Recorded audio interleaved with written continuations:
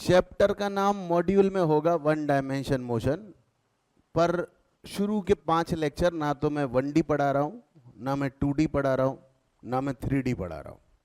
शुरू के 5 लेक्चर मैं आपको एक्सेलरेशन तक पहुँचा रहा हूँ।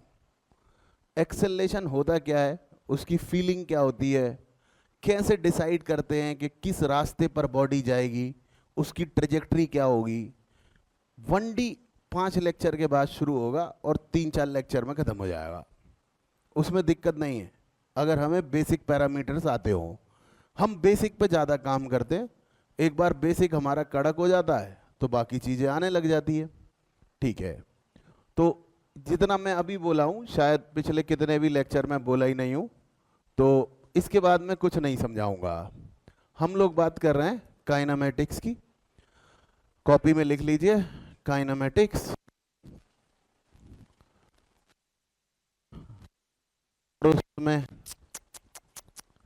और उसमें लिखिए study of motion, study of motion without considering it's cause, study of motion without considering its cause, study of motion without considering its cause। Bracket में लिख लीजिए that is force which causes motion, that is force which causes motion, that is force which causes motion। मतलब इस chapter में हम लोग motion को study करेंगे, फोर्स को नहीं। क्योंकि गैलीलियो को पढ़ रहे हैं हम। गैलीलियो न्यूटन के पहले था। जब तक न्यूटन नहीं आया तब तक हमें फोर्स की कोई खास समझ नहीं थी। हम उस जमाने के लोगों के बारे में बात कर रहे हैं जो फोर्स समझते ही नहीं थे। वो उनकी लैंग्वेज में चलता था धक्का। मतलब पुश और पुल, ये चलता था, है ना। तो धक्का मतलब पुश और पुल, बस वो ये जानते थे कि या तो पीछे से धक्का स्पीड बढ़ जाती है, सामने से धक्का लगाया तो स्पीड कम हो जाती है, साइड से धक्का लगाया तो डायरेक्शन चेंज हो जाती है। इसके अलावा वो फोर्स टर्म भी नहीं जानते थे। वो जानते ही नहीं थे कि फोर्स जैसा कुछ होता है। सो काइनेमैटिक्स होती है study of motion without considering cause of motion. Galilei ने सबसे पहले हमें ये बताया कि महाराज हमको ये अगर पढ़ना है तो हमें एक चीज की जरूरत पड़ेगी जिसे बोलते हैं frame of reference. Frame of reference क्या होता है? वैसे इसकी अठरंगी सी डेफिनेशन दी होती है, वैसे इसकी बहुत ही गंदी सी डेफिनेशन दी होती है बुक्स में। कहां से? रूम से? किसके? अच्छा, खुद के से तो जल्दी आया करो।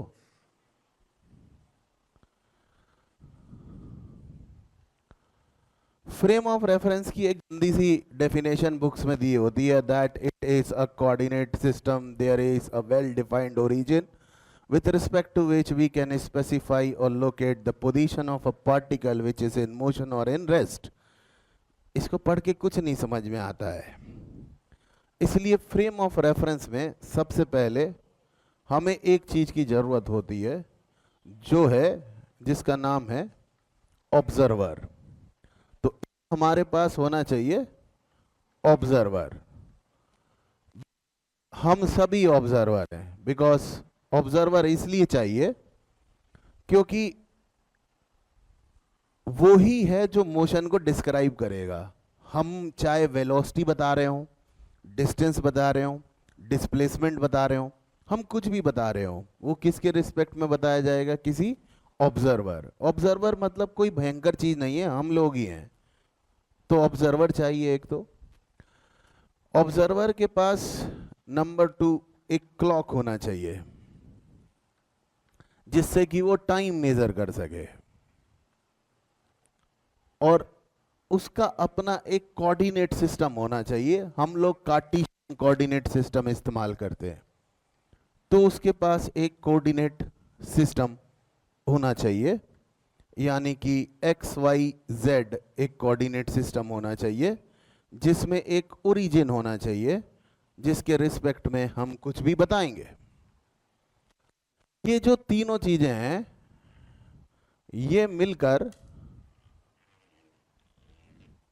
ये तीनों चीजें मिलकर फ्रेम ऑफ रेफरेंस बनाती है।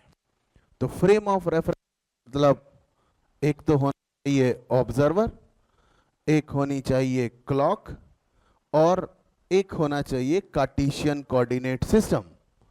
अब होता यह है कि मैं अगर इस पंखे को देख रहा हूं तो मेरी आंख पर ही ये ओरिजिन होता है। मतलब सिस्टम ये है कि ये मेरा फेवरेट ऑब्जर्वर है पूरी फिजिक्स देखने के लिए, विशेष करके काइनेमेटिक्स, और लास्ट 23 ईयर से यही देख रहा है। इसका मैंने प्यार से नाम रखा है कल्लू। तो we have to see whole physics through the eyes of Kallu. यही है जो कहीं पे बैठा हुआ है, बस पे, कार पे, सड़क पे, और यही हमें डिस्क्राइब कर रहा है कि इसको कैसे ऑब्जेक्ट्स दिखाई दे रहे हैं और वो मोशन में है या रेस्ट में है। इसकी जो आंख होती है, ये इसकी आंख है, थोड़ी बाहर आई हुई है। ये जो इसकी आंख है, यहीं पे ओरिजिन होता है। हम सब ही एक एक ऑब्जर्वर हैं, और जहां हमारी आंख है वहीं ओरिजिन है। अब जब हम स्पेस में किसी ऑब्जेक्ट को देखते हैं, अपना अपना ऑब्जेक्ट ऑफ इंटरेस्ट हो सकता है, तो जब हम इस ऑब्जेक्ट ऑफ इंटरेस्ट को देखते हैं, तो ऑब्जेक्ट ऑफ इंटरेस्ट को देखने पर हमको नजर आता है कि यहां से इस ऑब्जेक्ट को मिलाने वाली एक लाइन है, और इस 0 माइक बहुत जबरदस्त काम कर रहा है। हम सभी इसके लिए ताली बजाएंगे, और क्या, और बजाते रहेंगे।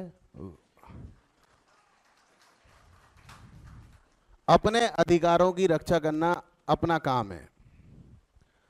अगर आपकी क्लास इस कमरे में लगे तो आपका उत्तरदायित्व है कि माइक सही होना चाहिए, अन्यथा आप अंदर बैठेंगे या नहीं बैठेंगे ये आपके ऊपर निर्भर करता है। क्योंकि मैं तो कह चुका हूं कि माइक सही होना चाहिए, पर आपको सुनाई सही, ये किसकी जवाबदारी है? आपकी। दुनिया में कोई भी चीज आसानी से प्राप्त नहीं होती है, ठीक है ना? इसलिए सुनाई ही सही नहीं देगा तो हमें समझ भी सही नहीं आएगा। तो हमें सुनाई तो एकदम बढ़िया देना चाहिए। किसी थिएटर में जैसी आवाज आती है, उस टक्कर की आवाज इस कमरे में आना चाहिए, तभी आप डॉक्टर बनने वाला मटेरियल हो। नहीं तो हो भी नहीं, अगर आप माइक ही सही नहीं करवा सकते।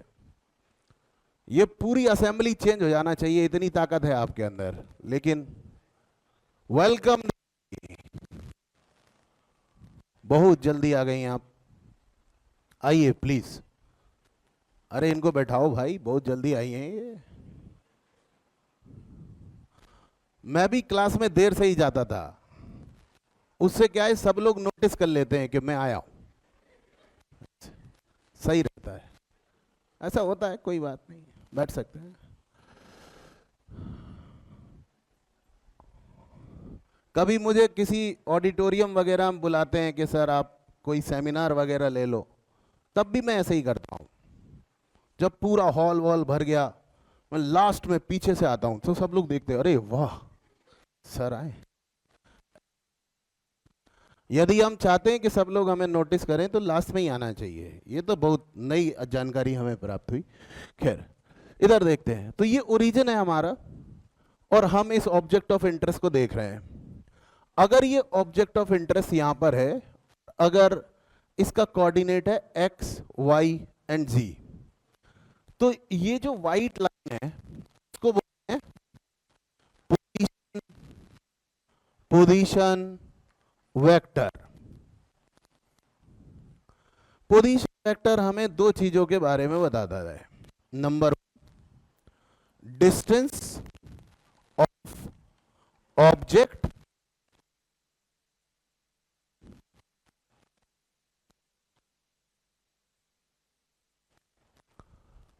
Distance of object from observer, और दूसरा direction of object as seen from origin. तो ये हमें दो बातों, हम समझना चाह रहे हैं कि हमें दिखता कैसे है। ये हमारी आंख है, मैं उस पंखे को देख रहा हूं, मैं एक ऑब्जर्वर हूं, मेरी आंख पे कार्टेशियन कोऑर्डिनेट सिस्टम का 0 0 0 मार्क है, और जब मैं उस पंखे को देख रहा हूं तो मेरी आंख से उस पंखे को मिलाने वाली एक लाइन है जो कि सर्व कर रही है एज अ पोजीशन वेक्टर। अब मुझे ये सेंसेशन कब आएगा कि मैं मोशन में, मतलब ये पंखा मेरे लिए मोशन में है या ऑब्जेक्ट ऑब्जर्वर के लिए मोशन में है, ये सेंसेशन कब आएगा? ये सेंसेशन तब आएगा जब ये जो पोजीशन वेक्टर है ये चेंज हो जाएगा। अगर ये पोजीशन वेक्टर चेंज हो गया, वेक्टर के पास दो सामान होते हैं, एक उसका मैग्नीट्यूड और एक उसकी डायरेक्शन। यानी नेचर ऑफ फोर्स के बारे में हम लोग कोई बातचीत नहीं करते इस चैप्टर में। इसके बाद हमने देखा कि ऑब्जर्वर, तीन चीज, ऑब्जर्वर चाहिए, क्लॉक चाहिए और कोऑर्डिनेट सिस्टम चाहिए। इन तीनों से मिलकर ऑल टुगेदर जो चीज क्रिएट होती है उसको बोलते हैं हम फ्रेम ऑफ रेफरेंस। अगर कोई भी ऑब्जर्वर किसी ऑब्जेक्ट ऑफ इंटरेस्ट को देख रहा हो तो उसकी आंख से ऑब्जेक्ट ऑफ इंटरेस्ट को मिलाने वाली एक लाइन होती है जिसको हम बोलते हैं पोजीशन वेक्टर। आपने उधर से कॉपी कर ही लिया था। हाँ, पर्सन जो मोशन को ऑब्जर्व करता है उसको ऑब्जर्वर बोलते हैं। ऑब्जर्वर के पास अपनी एक क्लॉक होना चाहिए, ये मैंने आपको बताया। उसके पास एक कोऑर्डिनेट सिस्टम होना चाहिए, ये मैंने आपको बताया। और ये पूरा system collectively frame of reference होता है, ये भी मैंने आपको बताया और हमने वहाँ पे इसको नोट भी कर लिया। ठीक है, फिर मैं आपको ये अंडरस्टैंडिंग दे रहा था कि पोजीशन वेक्टर होता क्या है। तो मैंने आपको बताया कि कोई ऑब्जर्वर होता है, उसकी जहाँ आँख होती है वहीं ओरिजिन होता है, और उससे किसी ऑब्जेक्ट ऑफ इंटरेस्ट को मिलाने वाली एक लाइन होती है जिसको हम पोजीशन वेक्टर बोलते हैं। अगर इस ओरिजिन 0 0 0 के रिस्पेक्ट में वो कोऑर्डिनेट x y z है तो जो पोजीशन वेक्टर होता है वो xi plus yj plus zk होता है। ये हमारे पास पोजीशन वेक्टर होता है। अगर मैं किसी भी ऑब्जेक्ट को देख रहा हूं तो मेरी आंख से उसको मिलाने वाली एक लाइन है। अगर ये लाइन लंबी हो जाए, छोटी हो जाए, तो इस वेक्टर का मैग्नीट्यूड चेंज हो जाएगा, और अगर इसकी डायरेक्शन चेंज हो जाए तो इसकी डायरेक्शन चेंज हो जाएगी। वेक्टर के पास दो चीजें होती है, एक मैग्नीट्यूड, एक डायरेक्शन, और अगर दोनों ही चेंज हो जाए तो भी वेक्टर चेंज हो जाएगा, क्योंकि वेक्टर का अकेला मैग्नीट्यूड चेंज हो जाए तो भी वो चेंज हो जाता है, अकेली डायरेक्शन चेंज हो जाए तो भी वो चेंज हो जाता है, दोनों चेंज हो जाए तो भी चेंज हो जाता है। अब मेरी आंख से इस लड़के को मिलाने वाली एक लाइन है। अब अगर मैं पीछे खिसकने लग जाऊं, मैं जो कि ऑब्जर्वर है, या ये लड़का पीछे खिसकने लग जाए तो ये लाइन लंबी हो जाएगी। हम दोनों में से कोई एक भी पास आने लग जाए तो ये लाइन छोटी हो जाएगी। मतलब आप देख रहे हैं कि यहां इस बात से कोई अंतर नहीं पड़ रहा कि ऑब्जेक्ट चल रहा है या ऑब्जर्वर चल रहा है। महत्वपूर्ण ये नहीं है कि कौन चल रहा है, इंपॉर्टेंट ये है कि ये लाइन छोटी बड़ी हो रही है या नहीं हो रही है। अगर ये लाइन छोटी बड़ी हो रही है तो मैं बोलूंगा कि वो ऑब्जेक्ट मोशन में है। ये गजब की खूबसूरत बात है, क्योंकि देखो सूरज तो कहीं नहीं जा रहा, सन वहीं वहीं है। हम सुबह सुबह उठते हैं तब हमारा गोला वेस्ट से ईस्ट की तरफ घूमने लगता है, हमको लगता है कि सूरज घूम रहा है।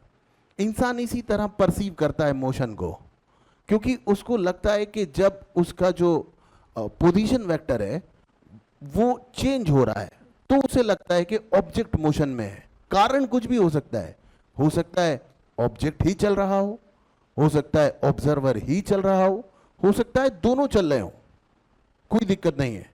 इसीलिए कहा जाता है एनसीईआरटी की पहली लाइन में कि रेस्ट और मोशन दोनों रिलेटिव टर्म्स होते हैं। मतलब हमें रेस्ट और मोशन का सेंसेशन तब आता है जब ये लाइन में चेंज आ जाए।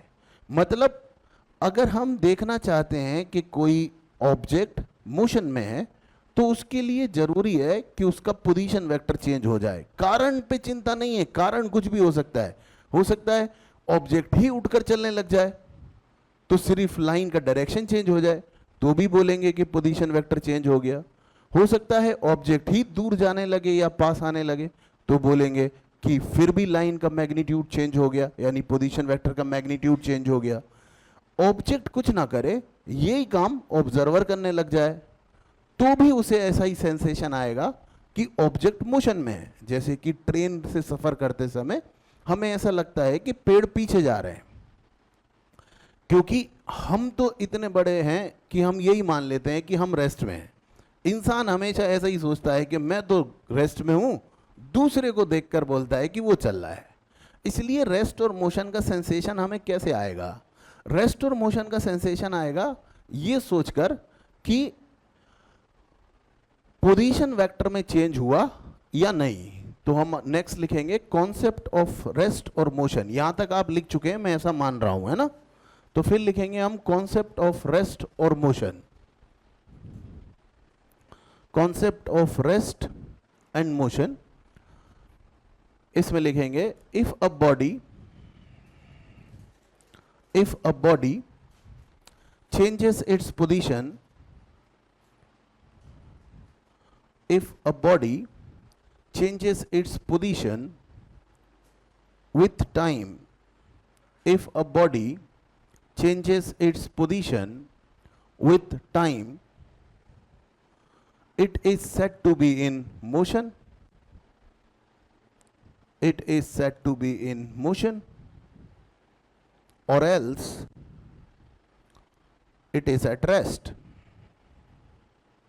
or else it is at rest. अब यहां देखो, सच कुछ नहीं है, हर फ्रेम का अपना अपना सच है, हर एक फ्रेम का अपना अपना सच है। सच कुछ नहीं है, क्योंकि मान लो कि आप एक ट्रेन में सफर कर रहे हो। अगर आप एक ट्रेन से जा रहे हो, ठीक है ना, ये आप हो, आपका कुछ नाम रख देते हैं, आपका नाम है राज, इसका नाम है सिमरन, हमारी प्यारी सिम्मी, और ये हैं इसके दादू जो इसको छोड़ने आए थे। अब अगर ये ट्रेन जो है वो किसी भी स्पीड से जा रही है इस तरफ, तो आप देखेंगे कि अगर इन दोनों के बीच का डिस्टेंस चेंज ही नहीं हो रहा तो सिमरन की फ्रेम में जो राज है वो रेस्ट में है, और राज की फ्रेम में सिमरन जो है वो रेस्ट में है। क्योंकि मैंने आपको समझाया, फ्रेम मतलब हुआ नहीं होता, फ्रेम मतलब हम ही लोग होते। इसके फ्रेम में इसकी आंख के पास ओरिजिन है, इसकी फ्रेम में इसके आंख के पास ओरिजिन है। ये राज को देख के बोल रही है कि ना तुम मेरे करीब आ रहे हो ना दूर जा रहे हो, अच्छा इसका मतलब तुम रेस्ट में हो। ये भी कह रहा है कि ऐसा ही तुम्हारे साथ भी है, तो इसलिए तुम भी रेस्ट में हो। लेकिन दादू को लग रहा है कि पूरी ट्रेन जा रही है, क्योंकि इनका पोजीशन वेक्टर बड़ा होता जा रहा है, सिमरन भी जा रही है और राज भी जा रहा है। सच्चाई ये है कि सच्चाई कुछ नहीं होती है, फ्रेम वाइज सच्चाई होती है। क्वेश्चन में जो आंसर लिख के आना होता है वो किसी फ्रेम के रिस्पेक्ट में लिख कर आना होता है। वो पूछेंगे कि आपको एरोप्लेन की वेलोसिटी कार से कितनी दिख रही है। सच की कोई कीमत नहीं है, उन्होंने पूछा है कार से कितनी दिख रही है, तो आपका ऑब्जर्वर कार पे है, आपको कार के रिस्पेक्ट में जो आंसर आ रहा है वो लिख के आना है। क्योंकि दुनिया में ऐसा कोई एक्सपेरिमेंट नहीं है जिससे हम ये इस्टेब्लिश कर सकें कि ये लड़का एब्सोल्यूट रेस्ट में है या एब्सोल्यूट मोशन में है। एब्सोल्यूट जैसी कोई चीज नहीं है, रिलेटिव है। तो पूरा मोशन जो हम डिस्क्राइब करने जा रहे हैं वो 100% कैसी चीज है? रिलेटिव चीज है। तो उसके लिए हमें बाय डिफॉल्ट ऑब्जर्वर चाहिए। अगर हम पूरी मैकेनिक्स का यहां से लेके एसएचएम तक कोई भी क्वेश्चन कर रहे हैं और क्वेश्चन करने के पहले हम ये नहीं सोच रहे हैं कि ये क्वेश्चन कर कौन रहा है, अगर आपको एक बार भी ये लग रहा है कि वो क्वेश्चन आप कर रहे हैं, मतलब आप सही आइटम है ही नहीं। अगर वो क्वेश्चन कोई ना कोई ऑब्जर्वर कर रहा है और वो उस पूरे सिनेरियो में कहीं पे है, या तो वो पेंडुलम पे ही बैठा है या वो सड़क पे खड़ा है।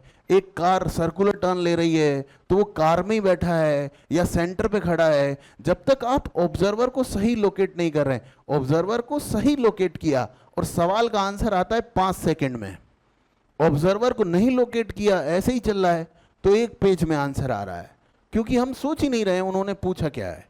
इसलिए विजुअलाइजेशन सबसे बड़ी की है अगर आप फिजिक्स पढ़ रहे हैं तो, और मैं भगवान की कृपा से ठीक ठाक करा लेता हूं। नेक्स्ट इसमें लिखेंगे आगे, rest and motion are relative terms. Rest and motion are relative terms. इसमें लिखेंगे motion is always relative to the observer. Motion is always relative to the observer.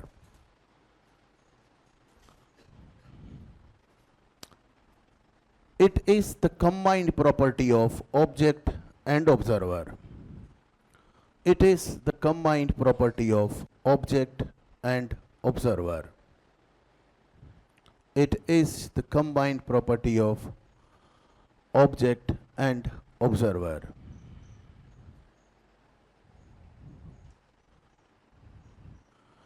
Next point लिख लेंगे, there is no meaning of absolute rest or absolute motion.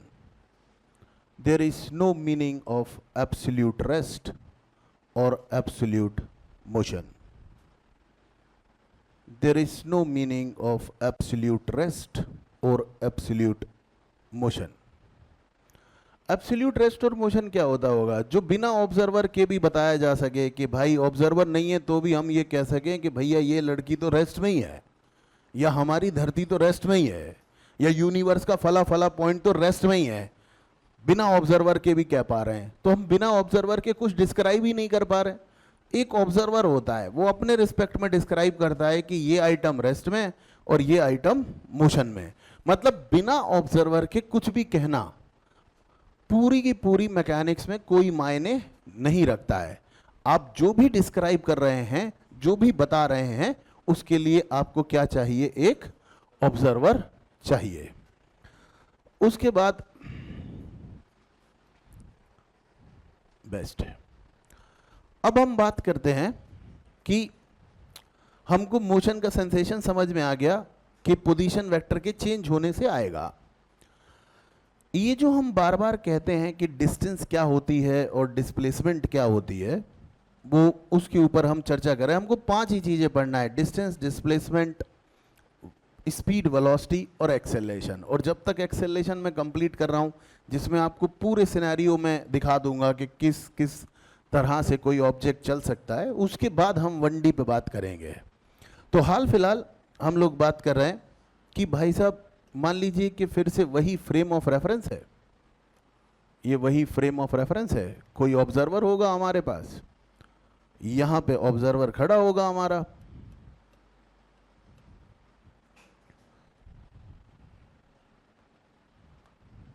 यहां पे observer खड़ा होगा हमारा, ये ओरिजिन होगा, यहां से वो किसी ऑब्जेक्ट ऑफ इंटरेस्ट को देख रहा होगा, ये वो ऑब्जेक्ट ऑफ इंटरेस्ट होगा। फिलहाल इसका पोजीशन वेक्टर r1 वेक्टर होगा और इसकी पोजीशन होगी a, जिसको हम बोल सकते हैं x1, y1 और z1। यहाँ पे कोई ऑब्जेक्ट ऑफ इंटरेस्ट है जो a से b तक इस रास्ते से जा रहा है। कल्लू को तो बस देखना है, तो वो इस ऑब्जेक्ट को इधर से इधर जाते हुए देख रहा है। इस दौरान इसका पोजीशन वेक्टर हिल रहा है और फाइनली इसका पोजीशन वेक्टर, ये इसका इनिशियल पोजीशन वेक्टर था और ये इसका फाइनल पोजीशन वेक्टर होगा, क्योंकि ये जो ऑब्जेक्ट ऑफ इंटरेस्ट है ये अपनी लोकेशन चेंज करके x2, y2 और z2 पर आ गई। तो पहले उसकी एक अलग पोजीशन थी, अब उसकी एक नई पोजीशन है, तो हम कह पा रहे हैं कि उसने अपनी पोजीशन चेंज कर ली। अगर हम इससे पूछें कि क्या ये ऑब्जेक्ट मोशन में है, तो जब तक इसका पोजीशन वेक्टर चेंज हो रहा है तब तक ये बोलेगा कि ये मोशन में है। फिर हम इससे पूछेंगे क्या ये मूव की थी, कभी चली थी? बोले यस सर ये चली थी, क्योंकि स्टार्टिंग में इसका पोजीशन वेक्टर अलग था और फाइनली इसका पोजीशन वेक्टर अलग है। क्योंकि इसका इनिशियल पोजीशन वेक्टर अलग है, फाइनल पोजीशन वेक्टर अलग है, इसका मतलब सर ये तो पक्का है कि इसने मोशन किया था।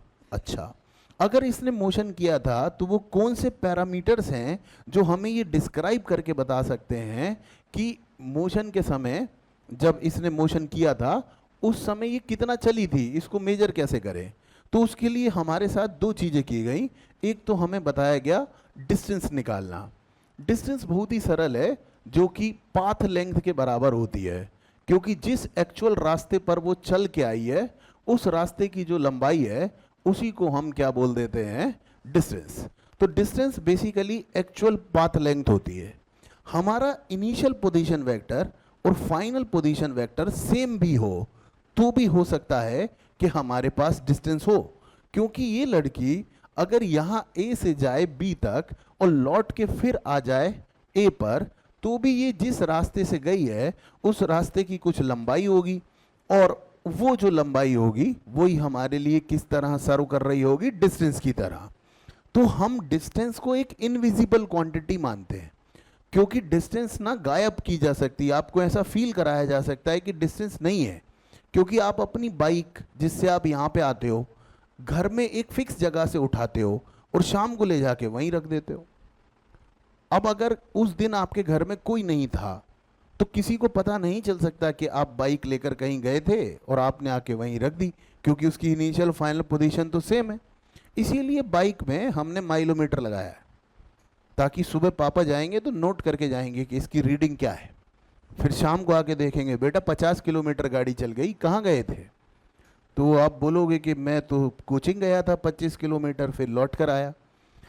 अभी भी पिताजी कुछ पता नहीं लगा सकते कि आप कहाँ गए थे। हो सकता है आप पीछे वाली गली में एक ही घर के कई चक्कर लगा कर आ गए हों, किसी को नहीं पता है। लेकिन आपको सेंस ऑफ डायरेक्शन नहीं मिल सकती डिस्टेंस से, इसलिए डिस्टेंस एक स्केलर क्वांटिटी है। अगर आप कभी डिस्टेंस पता लगाना चाहते हैं तो डिस्टेंस क्या है, actual length of path between initial and final position. तो डिस्टेंस और कुछ नहीं है, इनिशियल और फाइनल पोजीशन के बीच में एक्चुअल पाथ लेंथ है। यूनिट हम जानते हैं मीटर होती है, और क्वांटिटी हम जानते हैं कि वो स्केलर होती है। स्केलर वो क्वांटिटी होती हैं जो गरीब क्वांटिटी होती है, जिनके अंदर इंफॉर्मेशन कम होती है। क्योंकि काफ़ी लोग मेरे से पहले नहीं मिले हैं, फिजिक्स में सारी क्वांटिटी टेंसर होती हैं। All physical quantities are tensor quantities. मेरे को ऐसा बीच बीच में करना पड़ेगा 4-5 लेक्चर, ताकि आपको वो चीज़ समझ में आ जाए। मुझे नहीं पता आप कहाँ वेक्टर पढ़े, कैसे पढ़े, मुझे उससे कुछ लेना देना भी नहीं। मैं पहले भी कह चुका हूँ, मैं अपना काम खुद करता हूँ। तो मैं किसी के ऊपर डालता नहीं हूँ कि आपने पढ़ा होगा, आपको पढ़ना चाहिए। नहीं, जब मेरे को मेरा काम करना है तो ईमानदारी से करना है, इसलिए मैं आपसे भी एक्सपेक्ट करता हूँ कि आप भी ईमानदारी से करो। तो हमें लगता है कि ऑल फिजिकल क्वांटिटी, जितने भी फिजिकल क्वांटिटी हैं वो सारे के सारे कैसे हैं, टेंसर। उनमें से जिसके पास सबसे कम इंफॉर्मेशन है वो है स्केलर। स्केलर के पास सबसे कम इंफॉर्मेशन है, इसके पास सिर्फ मैग्नीट्यूड है, और इसलिए हम इसको बोलते हैं जीरो रैंक का टेंसर। यानी जिसके पास सबसे कम इंफॉर्मेशन है वो जीरो रैंक का टेंसर है, उसकी रैंक जीरो है।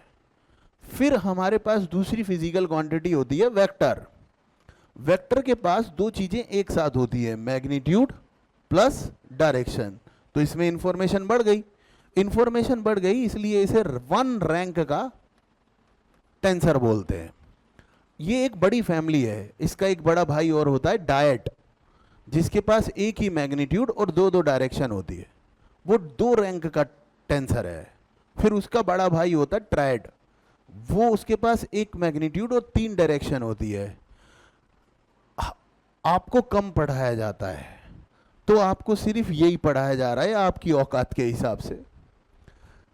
पर टीचर लोग पढ़ाते पढ़ाते पता नहीं कौन से जोन में चले जाते हैं, तो वो लिखवा देते हैं कि जो वेक्टर भी नहीं होता और जो स्केलर भी नहीं होता वो टेंसर होता है। ये गलत बात है। सभी टेंसर होते हैं, पर जब हमें समझ में नहीं आता कि ये वेक्टर है कि स्केलर है, इसका मतलब हम नहीं समझ पा रहे हैं, वो उस फैमिली के ग्रांडपा हैं, वो या तो डायड हैं या ट्रायड हैं या कोई और है जिनको सॉल्व करने के लिए एक अलग एलजेब्रा की ज़रूरत है, वो हमें नहीं सिखाया गया, इसलिए हम उन्हें कह देते हैं टेंसर। जैसे कि आप लोग यहाँ बैठे हो, मुझसे कोई पूछे यहाँ कौन बैठा है, तो मैं बोलूँगा कि कुछ लड़के हैं कुछ लड़कियाँ हैं। लेकिन अगर कोई थर्ड काइंड भी बैठा हो तो मैं इतने ऑब्जर्वेशन से तो नहीं बता सकता कि वो क्या है। तो हो सकता है कि मेरी बात गलत हो जाए, क्योंकि यहाँ लड़के लड़कियों के अलावा भी कुछ हो सकता है, वो मुझे नहीं पता।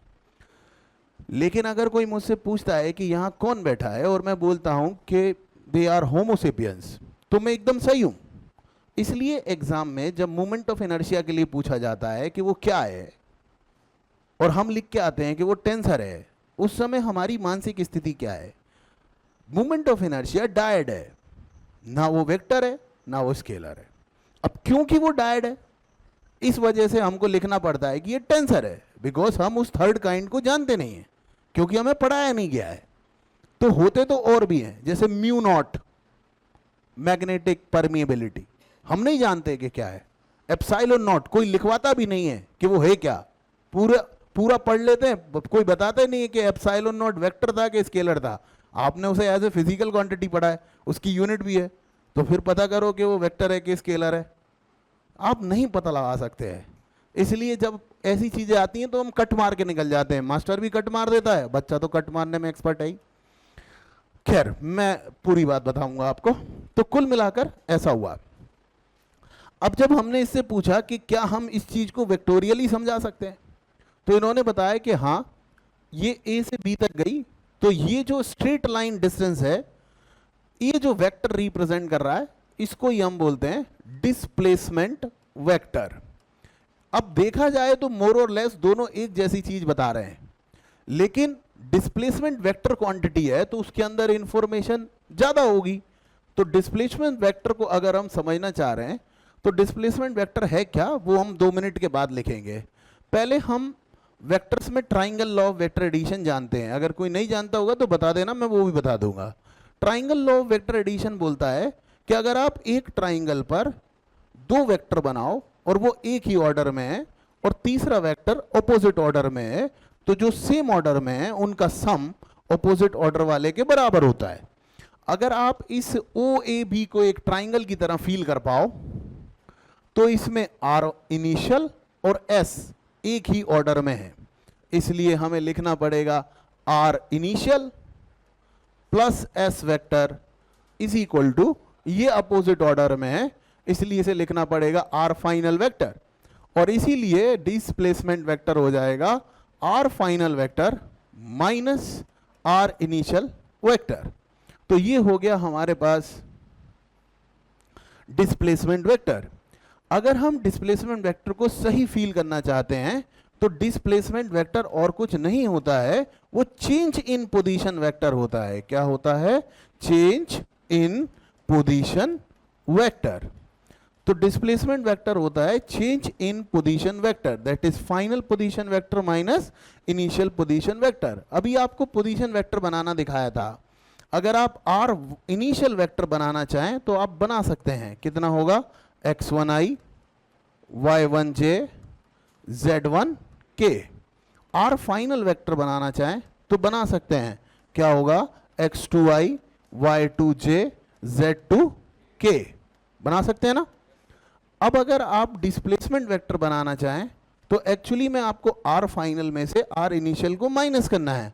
तो आप x2 माइनस x1i, यानी कुल मिलाकर आप x में कितना चले इंटू आई प्लस y2 माइनस y1j और z2 माइनस z1k से कर सकते हैं। नतीजा यह है कि अगर आपको पोजीशन वेक्टर ही दिए हो तो सीधे माइनस कर लीजिए, अगर आपको कोऑर्डिनेट्स दिए हो तो आप कोऑर्डिनेट्स को माइनस करते जाइए, आखिरी वाले में से पहले वाले को, और आई जे के लगाते जाइए तो आपके पास आंसर आते जाएगा।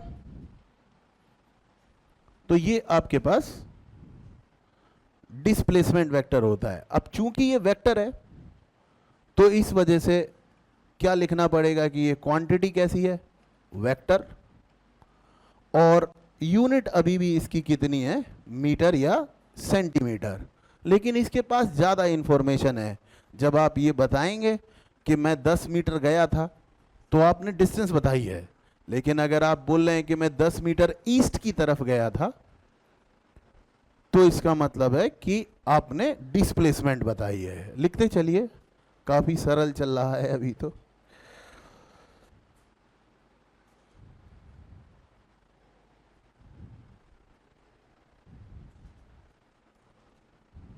ठीक है, इस तरफ से नोट कर ही लिया होगा। अभी कुछ लोगों को, क्योंकि अब मुझे न्यूमेरिकल पे बात करना है, तो हो सकता है कुछ लोगों को वेक्टर उतना कंफर्टेबल नहीं हो, तो मैं एक 5 मिनट आपसे कुछ बातें कर रहा हूं जिसमें मुझको जिस तरह से वेक्टर दिखाई देता है मैं उस तरह से बात कर रहा हूं आपसे। तो पहली बात ये कर रहा हूं मैं कि एक वेक्टर के पास कंप्लीट इंफॉर्मेशन होती है। अगर आपके पास वेक्टर एक्सप्रेशन है तो आप उसमें से मैग्नीट्यूड भी निकाल सकते हैं, डायरेक्शन भी निकाल सकते हैं, और अगर आपको इंग्लिश में कुछ लिख के दिया है तो आप वेक्टर बना सकते हैं, और अगर वेक्टर लिखा है मैथ्स में तो आप उसे इंग्लिश में कन्वर्ट कर सकते हैं। और ये 2-5 मिनट का काम है, मैं आपको सिखा देता हूँ। देखिए, आपके पास एक वेक्टर हो सकता है 3D, और हम 3D से ही शुरू करते हैं। 3D वेक्टर हो सकता है आपके पास, जिसको भी थोड़ा कम आता है ना वेक्टर, वो थोड़ा ध्यान से देख लेना। एक 3D वेक्टर जो कि स्पेस में होगा, ये x, y और z ये डायरेक्शन है, और एक 3D वेक्टर जो होगा वो स्पेस में होगा। अगर हम साथ में वेक्टर पढ़े होते तो मैं इस तरह की कोई बात आपसे नहीं करता, और अगर अभी नहीं करूंगा और मैं डायरेक्ट न्यूमेरिकल करवाने लग जाऊंगा तो हो सकता है कि कुछ लोग अभियाल आउट ऑफ स्टेप हो जाएं, उनको लगे सर ने तो 1 मिनट में कर दिया, हमसे तो दिख ही नहीं रहा हमें क्या चक्कर चल रहा है, तो इसलिए मुझे बात करना पड़ रही है। हो सकता है अब ये आपको 3D में दिखने लगा हो, ये बाहर आ रहा है बोर्ड के। अब मुझको एक इंपॉर्टेंट चीज जो चाहिए होती है, अगर ये वेक्टर मुझे बनाना है तो मेरे को वेक्टर ऐसे दिखता है कि एक वेक्टर के पास 2 सामान होते हैं, एक उसका मैग्नीट्यूड और एक उसकी डायरेक्शन। मैग्नीट्यूड क्वेश्चन में लिख के दिया होता है 10 मीटर, 20 मीटर, 50 मीटर, 100 मीटर, तो वो मैग्नीट्यूड है जिसमें कि न्यूमेरिकल वैल्यू है और यूनिट है। इंपॉर्टेंट चीज है कि मुझसे इसका वेक्टर बन पा रहा है कि नहीं बन पा रहा है। अगर मैं उसका वेक्टर बनाना जानना चाहता हूं तो उसके लिए मुझे बस 3 चीजें चाहिए। मुझे इसके रिस्पेक्टिव कोऑर्डिनेट एक्सिस के साथ एंगल चाहिए। अगर मुझे पता है कि ये एक्स के साथ अल्फा बनाता है, वाई के साथ बीटा बनाता है, जेड के साथ गामा बनाता है, तो मैं बहुत सिंपली इसका यूनिट वेक्टर लिख सकता हूं। उसके लिए इधर अगर आई कैप है, इधर जे कैप है और इधर पे के कैप है, तो मेरे को लिखना पड़ता है कोस अल्फा आई प्लस कोस बीटा जे प्लस कोस गामा के। ये वो ट्रिक है जिससे कि जल्दी से इसका यूनिट वेक्टर बन जाता है। इसमें हैक बस इतना सा है कि ये जो cos alpha, cos beta, cos gamma है, ये हर कुछ नहीं हो सकते। भगवान जी ने हर डायरेक्शन के साथ एक unique set of alpha beta gamma दिया है। आप अल्फा बीटा चुन लो, गामा आपके लिए नेचर या भगवान जी जो भी आप मानते हो वो लोग चुनते हैं। तो cos square alpha plus cos square beta plus cos square gamma is equal to होना चाहिए 1, तभी ये आइडेंटिटी हम लगा सकते हैं। अगर हमें अल्फा बीटा पता है, गामा नहीं पता है, तो पहले इससे निकालना पड़ेगा, तब जाके हम उसको गामा की जगह रख पाएंगे, तब उसका यूनिट वेक्टर बनेगा, जिसको यहाँ लिख के उसका मैग्नीट्यूड रखेंगे तो आंसर आ जाएगा वेक्टर्स में। वेक्टर बनाना हमेशा अच्छा होता है, क्योंकि जोड़ने घटाने में अगर आप √a² plus b² plus 2ab cos theta इस्तेमाल कर रहे हो, ठीक है कि वो बेहतर है, लेकिन आई में आई जोड़ना, जे में जे जोड़ना और के में के जोड़ना कहीं बेहतर है उस गंदे से फॉर्मूले को इस्तेमाल करने की अपेक्षा। अगर हम 2D वेक्टर बना रहे होंगे तो 2D वेक्टर की एक खास बात होगी, वो खास बात ये होगी कि अल्फा और बीटा का सम हमेशा 90 आएगा, और जब अल्फा और बीटा का सम 90 आएगा तो गामा गारंटी से 90 होगा। अगर 2D वेक्टर होगा तो उसे पहचानेंगे कैसे? वो x और y एक्सिस के साथ जो एंगल बना रहा होगा वो कोई भी एंगल हो सकते हैं, लेकिन उनका सम कितना आ रहा होगा? 90। क्योंकि 2D वेक्टर वो होगा जिसमें ये तीसरा कंपोनेंट नहीं होगा। तीसरा कंपोनेंट कब नहीं होगा? जब ये 0 आ जाए। और 0 कब आएगा? जब cos 90 आए, क्योंकि cos 90 0 आता है। पर इस इक्वेशन से ये चीज 90 तभी आएगी जब इन दोनों का सम कितना हो? 90। ऐसा क्यों कह रहा हूं? क्योंकि आपने एक पढ़ा होगा sine square theta plus cos square theta is equal to 1 होता है। तो अगर ये कॉस स्क्वायर थीटा है, हम इसे साइन स्क्वायर थीटा बनाना चाहते हैं, तो बीटा की वैल्यू होनी चाहिए 90 माइनस अल्फा। तो ये बन जाएगा sine square alpha. Cos square alpha plus sine square alpha 1 हो जाएगा, 1 से 1 कट जाएगा, तो आपके पास कॉस स्क्वायर गामा बराबर 0 आ जाएगा। वो तभी आ सकता है जब ये कन्वर्ट हो जाए किसमें? साइन में। और ये साइन में तभी कन्वर्ट होगा जब इसके आर्ग्यूमेंट में यानी एंगल की जगह 90 माइनस अल्फा आ जाए। और अगर बीटा को आप 90 माइनस अल्फा लिख रहे हो, इसका मतलब ही है कि अल्फा प्लस बीटा बराबर कितना है? 90। ये है लॉजिकल थिंकिंग। तो अगर ये 90 होगा तो ये जरूर 90 होगा, और तब आपका यूनिट वेक्टर बहुत सिंपली आ जाएगा कोस अल्फा आई प्लस कोस बीटा जे। तो मैं अभी आपको कंफर्टेबल कर देता हूं। ये नोट कर लिया क्या आपने? अब देखो, जब हम एनसीईआरटी के न्यूमेरिकल करेंगे तो एनसीईआरटी के न्यूमेरिकल्स में हमें बार बार लिख के दिया होगा कि एक बंदा नॉर्थ ईस्ट में जा रहा है। जैसे उसने बोला हमारा डिस्प्लेसमेंट है 10 मीटर ड्यू नॉर्थ ईस्ट। अब दिक्कत ये है कि हमको ये अंग्रेजी में दिखता है पर मैथ्स में नहीं दिखता है, तो इसको मैथ्स में कैसे लेकर आए? ये ईस्ट है बेटा और ये नॉर्थ है। हमको पता है नॉर्थ ईस्ट, ईस्ट और नॉर्थ के बिल्कुल बीच में होगा। बीच में मतलब इधर से भी 45 डिग्री पे और इधर से भी 45 डिग्री पे। तो देखो बेटा, अल्फा मिल गया, बीटा मिल गया, ये आई है, ये जे है, और ये मेरे पास वो डिस्प्लेसमेंट वेक्टर है। अब मैं इसको वेक्टर्स में लिखना चाहता हूं, तो मुझको दो चीजें चाहिए कि नहीं चाहिए? बोलो। एक तो चाहिए इसका मैग्नीट्यूड और एक चाहिए इसकी डायरेक्शन। तो मेरा वेक्टर बन जाएगा। मैग्नीट्यूड मैंने कहा था आपसे, वो लोग लिख कर देते हैं, तो मुझे इंट्यूशन है कि मैग्नीट्यूड उन्होंने लिख के दिया है 10 मीटर, तो मेरा काम हो गया। अब मुझे ये वेक्टर बनाना है। मैंने मन ही मन सोचा अल्फा और बीटा को जोड़ के देखते हैं कितना आ रहा है। 90 आ रहा है, तो गामा लिखने की जरूरत नहीं है। तो मेरे को इसकी यूनिट वेक्टर उस वाले फॉर्मूले से डायरेक्ट चमक रही है। तो एक सेकंड के अंदर यहां तो मैं लिख दूंगा 10 मीटर, ये मैंने इसकी जगह लिखा है, और इसकी जगह लिख दूंगा मैं cos 45 आई प्लस, क्योंकि इधर आई लिया इधर जे लिया, इधर लिख दूंगा मैं cos 45 जे। और इंस्टेंटली आपका वेक्टर बन जाएगा, क्योंकि ये भी है 1/√2, ये भी है 1/√2, कॉमन आ जाएगा 10/√2 आई कैप प्लस जे कैप। कितना बढ़िया हो गया, इसमें कुछ दिक्कत ही नहीं आई।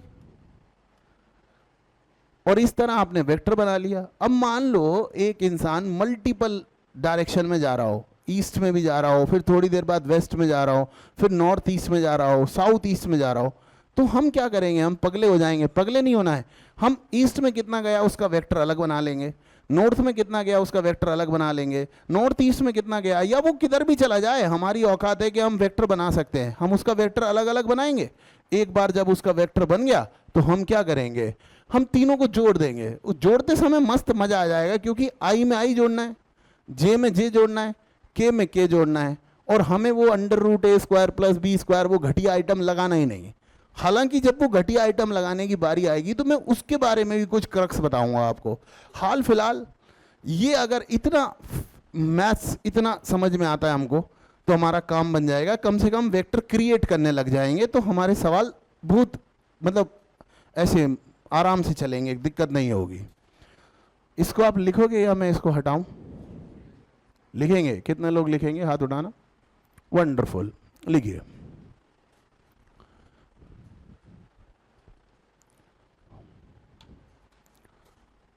मैं मतलब हाथ पकड़ के रखता हूं, मैं ऐसे छोड़ता नहीं हूं। अगर मैं कोई टॉपिक पढ़ाने आया हूं तो मेरी जील होती है कि वो 100% लगना चाहिए, उसके न्यूमेरिकल लगना चाहिए। उसके लिए मुझे दाएं बाएं ऊपर नीचे कुछ भी करना पड़े, मैं पढ़ा देता हूं। जैसे अभी मॉडर्न फिजिक्स जब पढ़ाया गया था तो उसमें तो इलेक्ट्रिसिटी भी लगी थी, उसमें तो मैग्नेटिज्म भी लगा था। तो जितनी ज़रूरत थी हमने उतना पढ़ा दिया था, क्योंकि हमें तो ठीक ठाक आता है।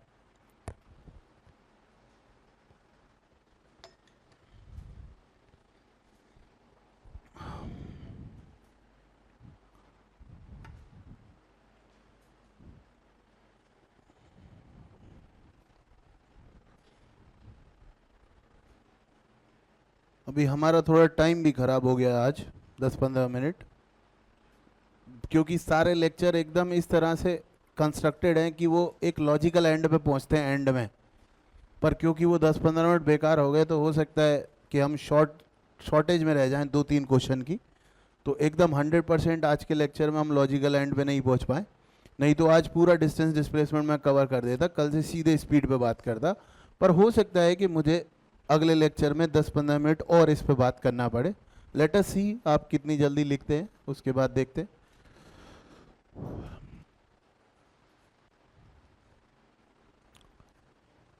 एक तो ये सिंपल वाला है जो हमने जैसे जैसे हमने थ्योरी पढ़ी वैसे वैसे हम न्यूमेरिकल चलाते हैं। ये तो एकदम सिंपल वाला है।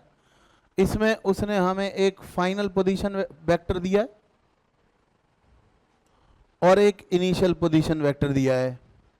आप पूरा क्वेश्चन नहीं भी लिखना चाहें तो सिर्फ फाइनल और इनिशियल पोजीशन वेक्टर मेंशन कर सकते हैं और बोल सकते हैं कि वो आपसे डिस्प्लेसमेंट मांग रहा है। तो डिस्प्लेसमेंट वेक्टर मतलब चेंज इन पोजीशन वेक्टर। मैं इधर बना देता हूं इसका आंसर ताकि मैं क्वेश्चन चेंज कर पाऊं।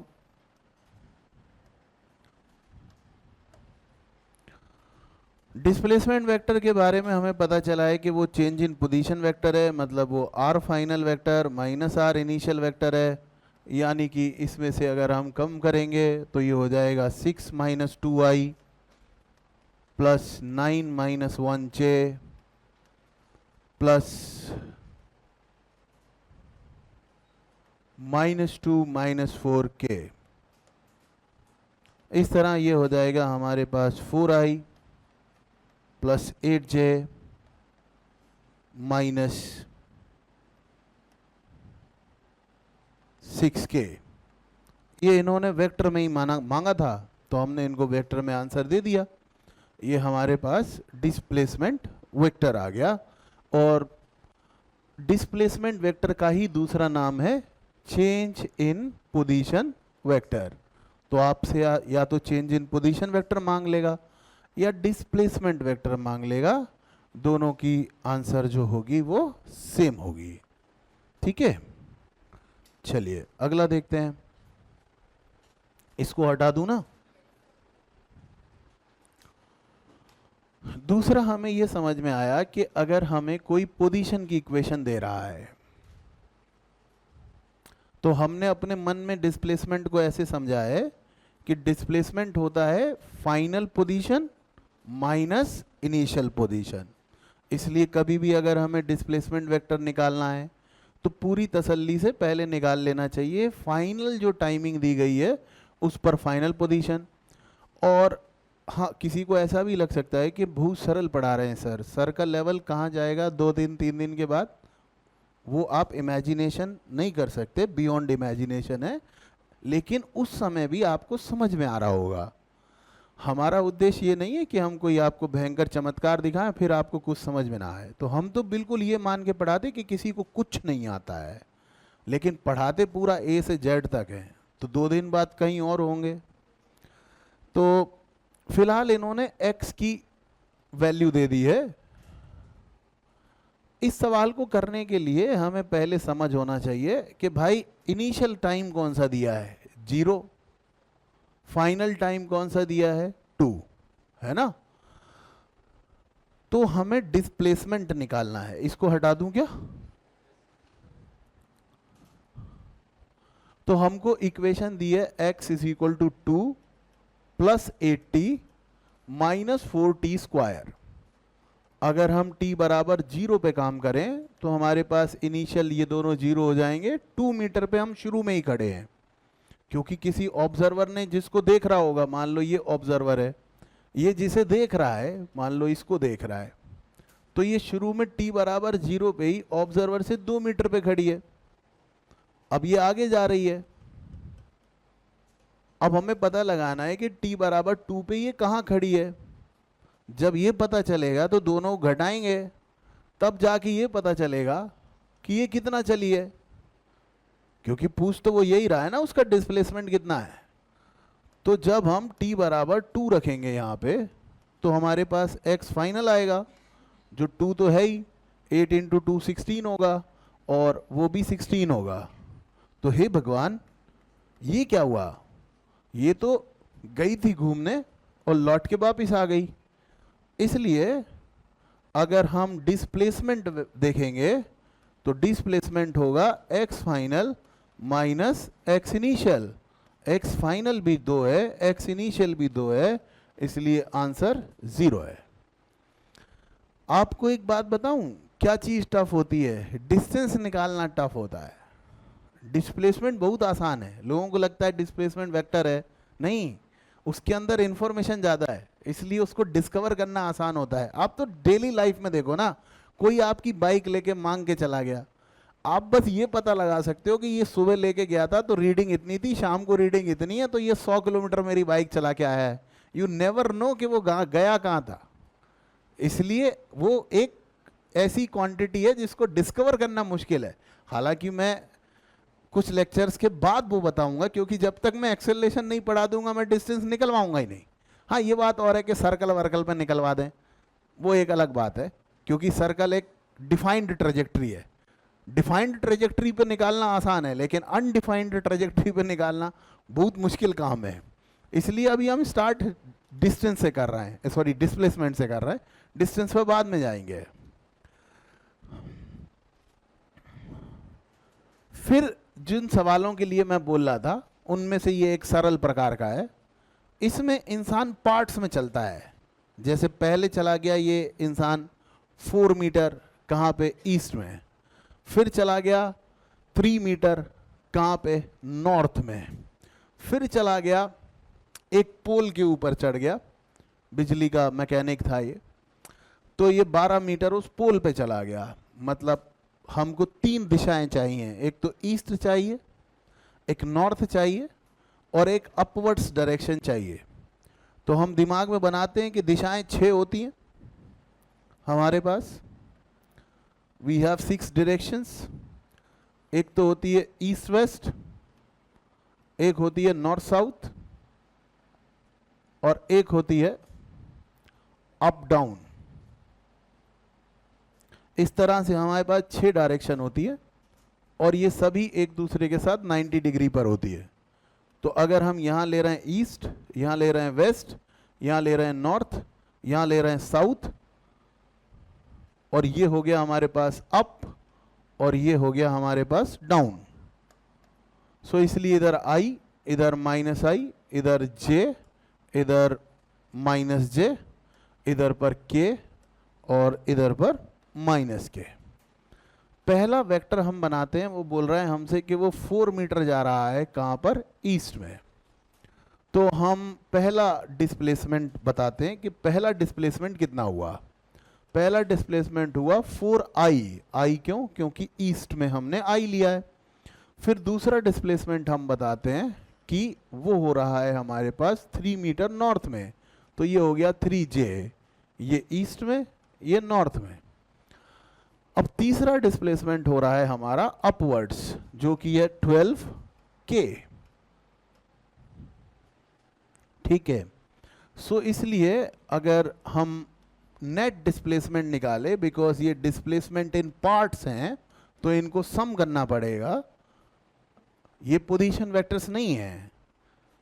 हम किसी यात्रा को टुकड़ों में भी कर सकते हैं। हमें यहाँ से दिल्ली जाना है, तो हम पहले जयपुर जा सकते हैं, है ना, जयपुर से फिर दिल्ली जा सकते हैं। तो हमने 2 हिस्सों में किया, तो इसलिए हम उन्हें 2 हिस्सों को जोड़ना पड़ेगा। हमें अगर पहली पोजीशन और आखिरी पोजीशन दी गई होती तो हमें घटाना पड़ता। ये पोजीशन वेक्टर नहीं है, ये डिस्प्लेसमेंट वेक्टर्स ही हैं, बट क्योंकि आप किसी यात्रा को टुकड़ों में कर रहे हो तो आपको उन सभी डिस्प्लेसमेंट्स को सम करना पड़ेगा। तो आपने जब इनको सम किया तो आपके पास आ गया 4i plus 3j plus 12k। Mayank sir ये भी तो एक वेक्टर होगा। हाँ ठीक है, क्या सर हम इसकी मैग्नीट्यूड निकाल सकते हैं सर? यस सर निकाल सकते हैं। ये हमें बताएगा कि हम स्ट्रेट लाइन में कितना चले।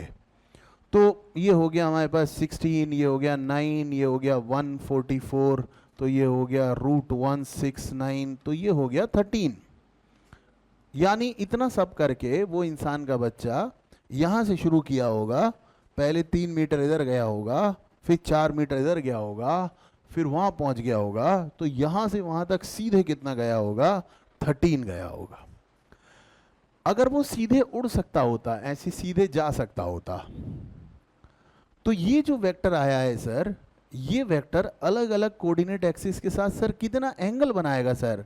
क्या हम निकाल सकते हैं? यस, वो भी हम निकाल सकते हैं, क्योंकि ये अब हमारा वेक्टर आ गया है एस वेक्टर, और ये अलग अलग कोऑर्डिनेट एक्सिस के साथ कुछ एंगल बना रहा है। देखो मैं सरल सवाल लेकर आपको मैच्योर करने की कोशिश कर रहा हूँ कि आपको समझ में आ जाए कि हम एंगल कैसे निकालते हैं। कुछ ज़्यादा बड़ा खेल थोड़ा ही है, छोटा खेल है, लेकिन होता क्या है कि हम लिखने से घबराते हैं, हमें लगता है कि हम बहुत बड़े हो गए हैं, हम बड़ी चीज़ें पढ़ेंगे, और बड़ी चीज़ कोई होती ही नहीं है, छोटी चीज़ों का ग्रुप ही बड़ी चीज़ होता है ना। आप जैसे आपके अंदर बहुत शक्ति है, आप जो चाहे वो करवा सकते हो। क्यों? क्योंकि आप इंडिविजुअल कुछ नहीं हो, लेकिन जब आप अपने बैच का नाम ले रहे हो कि हम ये हैं, तो भाई साहब आप बड़ी चीज़ हो, क्योंकि आप एक थोड़े ही हो, आप 200 लोग हो। तो छोटी छोटी चीज़ें जब हमें समझ में आ जाती हैं तो हमें बड़ी चीज़ भी समझ में आ जाती है। देखो ये एस इधर से अल्फा बना रहा है, इसकी ट्रिक क्या है? हम डायरेक्शन कोसाइंस निकालते हैं। ऐसे मैं धीरे धीरे बताता जाऊंगा ना तो आपको समझ में आ जाएगा। डायरेक्शन कोसाइन क्या होते हैं? अभी थोड़ी देर पहले लिखा था अपन ने, कोस अल्फा आई कोस बीटा जे लिखा था, वो वेक्टर को डायरेक्शन दे रहे हैं। अगर हमें कोस अल्फा भी निकालना आता हो तो कोस अल्फा क्या होता है? कोस हमेशा क्या होता है? Base upon hypotenuse. हाइपोटेनियस कौन है? एस। बेस कौन है? इसका एक्स कोऑर्डिनेट। तो इसलिए ए एक्स को ए से डिवाइड कर दो, यहां पे एस लिखा है, तो एस के एक्स कंपोनेंट को एस से डिवाइड कर दो, तो आ जाएगा एक्स एक्सिस के साथ एंगल। चलो देखते हैं, तो चलो देखते हैं इधर कितना है। इधर एक्स कंपोनेंट कितना है? 4, और एस कितना है? 13। तो बस खत्म हो गया, 3/13। ये आ गया इसका एक्स एक्सिस के साथ एंगल, कोस इनवर्स 3/13। समझो बात को, जो वेक्टर लिखा होता है उसका कोई एक्स कंपोनेंट होता है, जो आई के पड़ोस में लिखा होता है, उसको अगर पूरे वेक्टर के मैग्नीट्यूड से डिवाइड कर दें तो वो कोस अल्फा बता देता है। अल्फा क्या है? एक्स एक्सिस के साथ बना हुआ एंगल। ऐसे ही अगर हमें वाई एक्सिस के साथ बना हुआ एंगल चाहिए तो वो बीटा है। अब बात को अगर पकड़ गए हो तो समझिए कि वाई कंपोनेंट लिखना पड़ेगा, उसको एस से डिवाइड करना पड़ेगा। वाई कंपोनेंट कहां पे दिखेगा? वाई कंपोनेंट यहां पे दिखेगा, तो इसको उठा के यहां पे 3 लिख देंगे, और यहाँ सॉरी उल्टा लिख दिया मैंने, हाँ ओके सॉरी, वो 4 था, हाँ। तो ये हो गया 4/13, यहाँ पे लिख देंगे 3, तो ये हो गया 3/13। तो बात को समझिए, आप बीटा भी पा गए। इस तरह वेक्टर हमारी मदद करने के लिए है। हम जो ये डिस्प्लेसमेंट कवर किए हैं, हम इस डिस्प्लेसमेंट का एक्स के साथ भी एंगल बता सकते हैं, वाई के साथ भी एंगल बता सकते हैं, जेड के साथ एंगल बता सकते हैं, उसका मैग्नीट्यूड बता सकते हैं। वेक्टर तो मदद करने के लिए ना, फिर जब बड़ा सवाल आएगा तो यही चीज़ें धीरे धीरे ग्रुप बन जाएंगी और फिर हमसे हो जाएगा। ये हो गया 12 और ये हो गया 13, तो ये इसका जेड के साथ एंगल हो गया, गामा बराबर कोस इनवर्स 12/13। सर अगर 2D वेक्टर होता तो भी ऐसा कर सकते थे? हाँ कर सकते थे। अगर यहाँ जेड नहीं होता सर तो भी कर सकते थे? हाँ कर सकते थे। वहाँ एक ट्रिक और लग जाती, वहाँ ये भी नहीं निकालना पड़ता, क्योंकि वहाँ tan थीटा से भी कर लेते हैं। वो भी मैं अभी बता देता हूँ आपको। धीरे धीरे न्यूमेरिकल भी बढ़ाते जाते हैं, ट्रिक भी बनाते जाएंगे। जब कोई 2D वाला आएगा ना तो मैं उसमें वो वाली ट्रिक भी बता दूंगा। पर सर क्या ये चलेगी हर जगह? हाँ, ये हर जगह चलेगी। आपके पास अगर वेक्टर का मैग्नीट्यूड है और उसके कॉम्पोनेंट्स हैं, तो आप एक्स कॉम्पोनेंट को मैग्नीट्यूड से डिवाइड कर दो, कॉस अल्फा आ जाएगा। वाई कॉम्पोनेंट को मैग्नीट्यूड से डिवाइड कर दो, कॉस बीटा आ जाएगा। जेड कॉम्पोनेंट को मैग्नीट्यूड से डिवाइड कर दो, कॉस गामा आ जाएगा, जो उनके रिस्पेक्टिव एक्सिस के साथ एंगल होंगे। तो कभी वो एंगल पूछेगा तो भी बना सकते हैं। ऐसा हो सकता है कि मुझे 2-5 मिनट इस क्लास को ओवरशूट करना पड़े, बिकॉज हमारा नुकसान भी हो गया है शुरू में 5-10 मिनट का। तो देख लेंगे, और अगर आप बिल्कुल ही मना कर देंगे तो मेरे को भी कोई शौक नहीं है। हाँ, बदले? अच्छा अच्छा अच्छा अच्छा।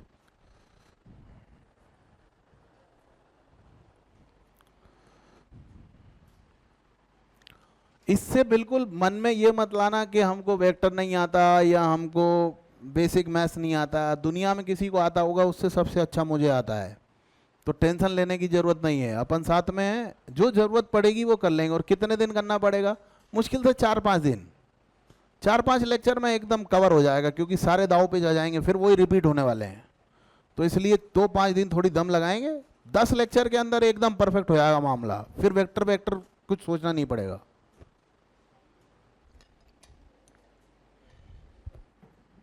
इस चक्कर में थोड़ी स्पीड स्लो रह सकती है, मतलब जैसे स्पीड अगर 100 है तो उसकी बजाय थोड़ी 80 के आसपास रह सकती है। ठीक है, मान लेते हैं नोट कर लिया है ना, हो गया? बदल दूं? No sir. अच्छा,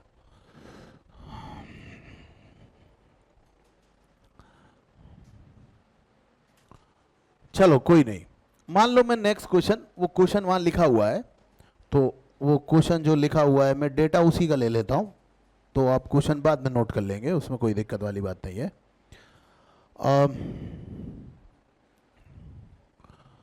पहले उसने हमें बताया कि एस वेक्टर का मतलब है, S1 वेक्टर का मतलब है 30 मीटर नॉर्थ। फिर S2 वेक्टर का मतलब बताया उसने कि वो है 20 मीटर ईस्ट।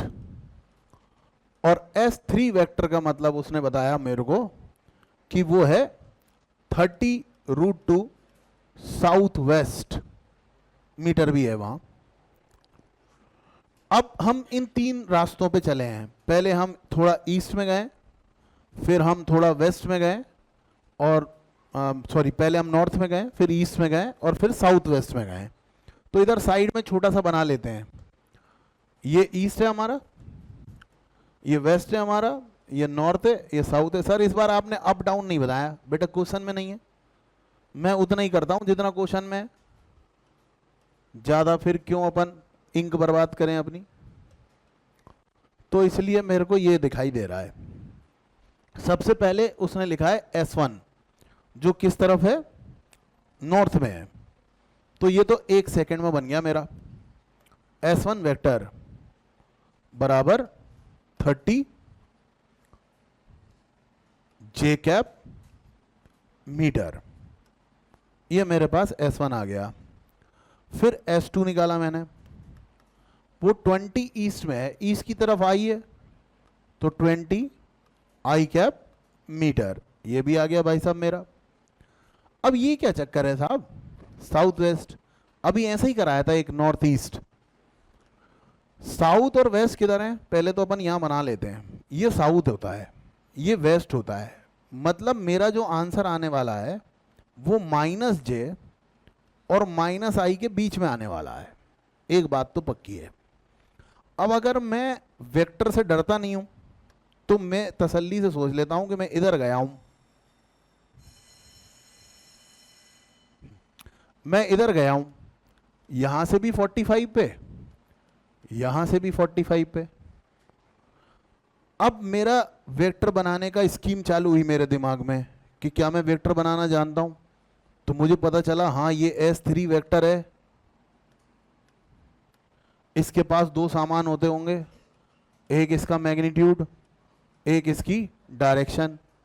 मैग्नीट्यूड कभी भी क्रूशल नहीं होता क्योंकि वो लिख के दिया होता है, तो इसलिए ये लिख के दिया है 30√2 मीटर।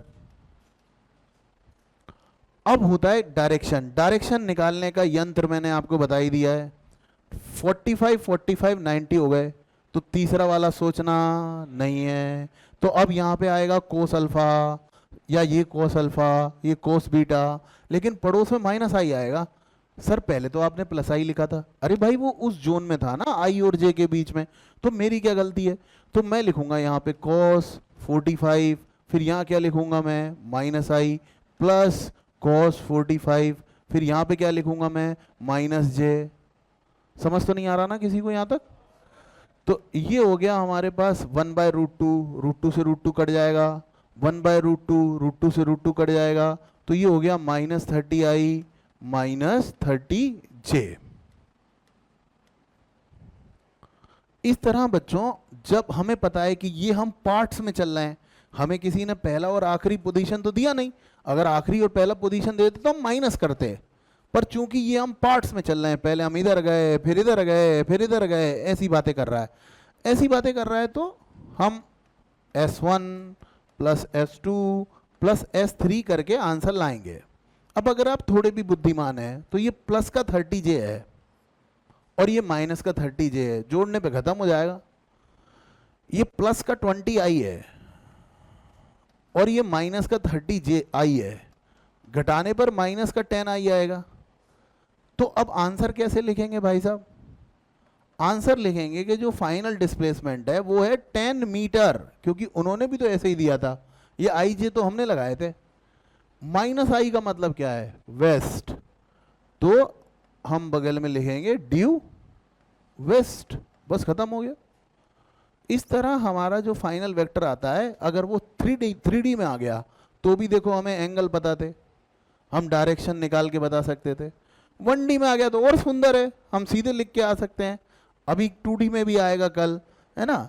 अभी हम 2-3 क्वेश्चन शॉर्ट रह गए हमारी थोड़ी सी अव्यवस्था के चलते, बट कोई बात नहीं, इसलिए आज कोई होमवर्क नहीं है।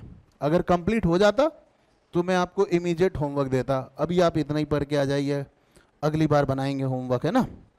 चलिए, नमस्कार, बाय बाय, आपका बहुत बहुत धन्यवाद।